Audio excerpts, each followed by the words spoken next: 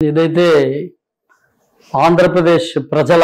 ఆకాంక్షల మేరకు ఏర్పాటైనటువంటి కూటమి ప్రభుత్వం ఏర్పాటై 15 నెలల 18 రోజులు అవుతా ఉంది. ఈ పాలనలో రాష్ట్రంలో ఉన్నటువంటి అన్ని వర్గాల ప్రజలకు కూడా ఏదైతే ఇచ్చినటువంటి హామీల్లో భాగంగా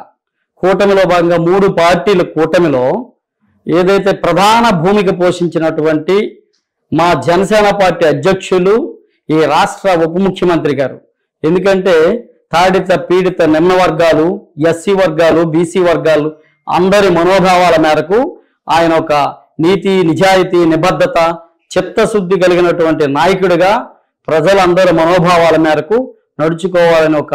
ముక్త కంఠంతో ప్రజలందరూ కూడా నమ్మారు. ఆ నమ్మకాన్ని వమ్ము చేయకుండా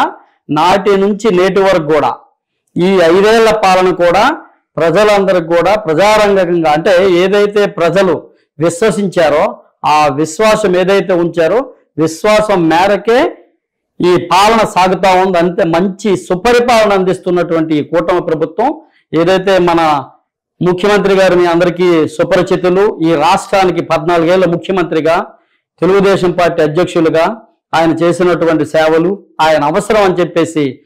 నమ్మి ఈ రాష్ట్ర ప్రజలు ఈరోజు ఇచ్చినటువంటి సుపరిపాలన ఏదైతే